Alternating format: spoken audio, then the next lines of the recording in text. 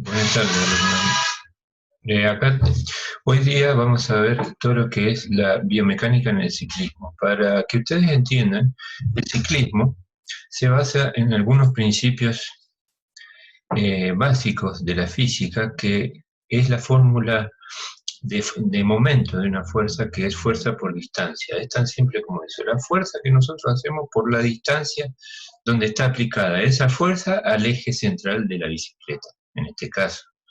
Eh, si el brazo de palanca o la distancia donde nosotros aplicamos la fuerza es mayor, vamos a hacer menos fuerza, y si es menor o más cerca al punto del eje central de la bicicleta, vamos a tener que hacer más fuerza. Acuérdense, momento de una fuerza es igual a fuerza por distancia. Acá tenemos un ciclista donde está todo coloreado, los distintos músculos que se involucran en el pedaleo, en este caso los gemelos, el cuádriceps y los glúteos. Estos son los músculos principales que intervienen en el pedaleo, en mover la bicicleta hacia adelante. Eh, Como les decía recién, este, este sería el radio o la distancia que hay en la palanca de la bicicleta, desde el eje central de la bicicleta hasta donde apoya el pedal. Obviamente, arriba del pedal apoya el pie, donde se proporciona la fuerza de pedaleo para avanzar hacia adelante. Como les decía, si la fuerza es aplicada acá, voy a tener que hacer mucho más fuerza. En cambio, si la fuerza se aleja al eje principal de la bicicleta, voy a hacer menos fuerza.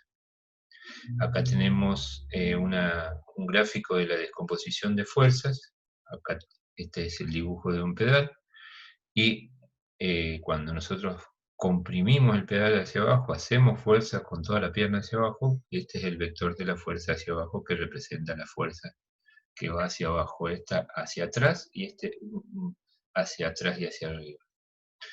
Luego, para explicar bien y que ustedes entiendan el momento de una fuerza, si nosotros alejamos, desde acá, por ejemplo, tenemos un peso determinado, y el momento, como es fuerza por distancia, si esa distancia lo más lejos posible alejamos el punto donde vamos a hacer la fuerza, vamos a terminar haciendo menos fuerza que si lo agarramos a la mitad o cerca del peso.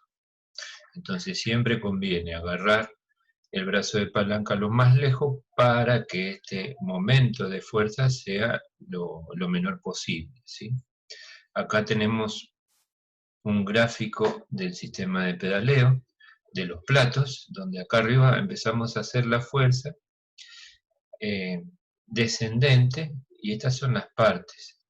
Y acá sería todo el reverso, donde uno lleva el pie hacia atrás y hacia arriba para llegar acá al punto máximo, que volver a hacer a los 90 grados, volver a hacer la fuerza necesaria para avanzar con la bicicleta hacia atrás.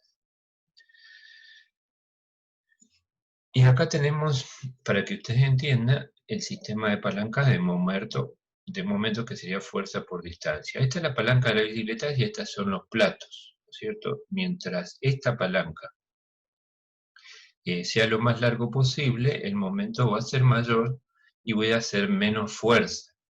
Pero como nosotros no podemos variar este brazo, lo que sí podemos variar es la distancia de los piñones. Por eso cada bicicleta viene con 3 platos o 2 platos respectivamente. Y atrás, en el eje, porque la cadena pasa por acá arriba, en el eje trasero de la rueda trasera estarían los piñones. Tenemos el piñón chiquito y así sucesivamente hasta llegar al piñón más grande. Desde el piñón chiquito, como es poca la distancia desde este eje hasta acá, es corta la distancia, yo tengo que hacer más fuerza, como decíamos en la fórmula recién. Pero si de este eje hasta el último piñón que tenemos en la rueda trasera, como aumenta la distancia, aumenta el momento y yo tengo que hacer menos fuerza con las piernas. Por eso existen el sistema de piñones en las bicicletas, donde nos ayudan, por ejemplo, en una subida. Si viene una subida, por ejemplo, de bastante pronunciada, y yo ando con el piñón chico, sí o sí, al pasar a un piñón más grande, se alivia las piernas porque hago menos fuerza. Voy a girar mucho más rápido las piernas, pero a la vez voy a hacer menos fuerza porque justamente aumenta este brazo, este radio que hay acá, desde el eje hasta acá, hasta el último piñón. Eh, para que tengan en cuenta, los platos, por ejemplo, normalmente en llano se usa con el plato intermedio, en el del medio, y cuando hay una subida se pasa la cadena al plato chico. Eh, y el plato chico también tenemos que aumentar el diámetro del piñón trasero, entonces pasamos la cadena al piñón trasero más grande. Entonces, con esta opción amarilla, la primera opción, podemos eh, subir grandes subidas con grandes desniveles, y el plato normal se usaría en llano, que son los piñones del medio con el plato del medio.